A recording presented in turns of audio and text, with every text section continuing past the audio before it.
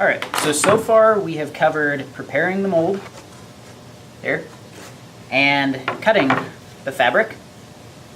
Right here, we have some fiberglass and some carbon fiber.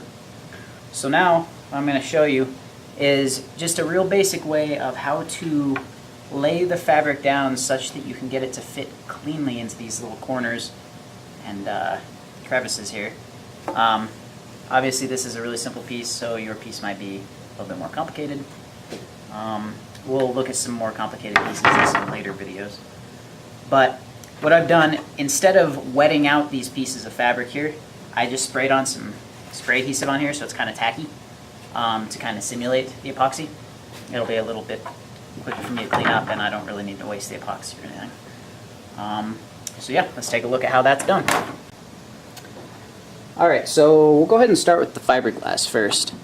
The only real tool you're going to need is a pair of scissors, and obviously if you're doing some epoxy you probably want to clean off the scissors or use some scissors that are already covered in epoxy.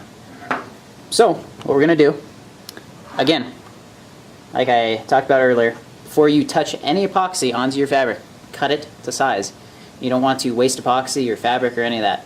So this piece is roughly cut to size. It's not exactly perfect, and I have managed to get dirt all over everything, it seems, and you don't want to do that. But not really that important for this.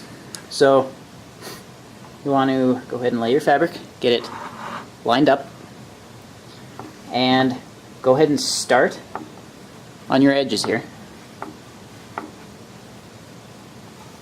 You just want to press down and get it to stick. And what we're going to do is we'll work our way up to this area. We'll just start down here. And you can see it's like all bumpy because I got dirt all over it. Obviously if that happens during your layup, you're going to want to take that dirt out, but not that big a deal right now. So, we'll kind of zoom in here. So let me show you what I'm doing here. Notice how the fabric doesn't really, I mean, it'll go into that corner, but it wants to crease right there. That's fine. That's to be expected for fiberglass, at least this weave of fiberglass. So what we're going to do is you can see that there's a crease forming right there. Right there. So we're just going to take our scissors. You don't want to be too excessive with this, but you want to go ahead and just cut along that crease. And there, now the fabric folds over itself, like so. Which is exactly what we're going for. So, looks like maybe we might need another one right here. There's not really too much of a science behind this other than getting it all to fit into the corner. And, you know, maybe we could add another one right here. Again, this isn't really a structural part of the piece, so not really too much of a concern with cutting this. And if this is multiple layers, of course, you're going to have to do this on every layer. It's usually best to do it on an individual layer basis instead of putting all your layers down first and then cutting. But that's just my preference. So, go ahead and get all those cut. And you can see there's no like air bubbles. Well, I mean, it might be kind of hard to see because the fiberglass is white here. It's not really good contrast, but yeah, that's how you get the fiberglass, at least, to fit into these corners. So now I'm going to go ahead and take this glass off of here. Nice and convenient. I can show you the carbon fiber right after this. So the nice thing about carbon fiber, and a big reason a lot of people use it, is if you take a look at the weave, it's very, very, very flexible.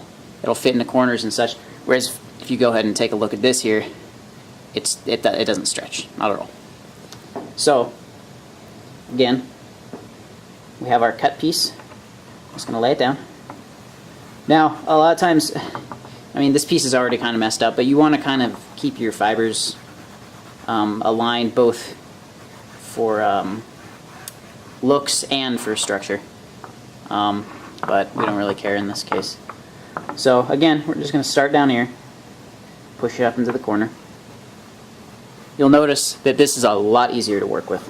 You don't have to, for one, it sticks easier because it's thicker, and two, it forms into the edges better and you don't really have to worry about it too much. So the real trick here is coming up to this corner. Now, remember, fiberglass, we had to cut it. This stuff, you can just press that right into the corner there. No cutting at all. Now, sometimes if it's really excessive and you get a big wrinkle there, I'll go ahead and cut, like right here. Just on the outside, relieve a little pressure. Notice that the cut did not go all the way into the piece here. That'll just help you when you go to lay down the release and breather and stuff. But other than that, this piece is ready to go. Again, we only had to do one little cut there, relieve a little bit of pressure, and it didn't even go into the piece, which is great. Just the ability to move your fibers around as such. Notice how you can even pull them out there. Kind of just made a mess. That is the huge plus to using carbon fiber. But in the case of this tail piece, carbon fiber blocks RF, or at least interferes with it at this scale, so we have to end up using the fiberglass. Now I don't really have a piece of Kevlar big enough to show to you, but again, it depends on the weave of the Kevlar. Sometimes you can get weaves that are similar to this. If you are unfortunate enough to use the ballistic weave, it's going to be pretty much impossible to get it into this corner. Because for one, you can't cut it, and two, it is extremely non-flexible. As you can imagine, you don't want a bullet going through it. So, in terms of that, that's about it until we look at more complicated parts in the future.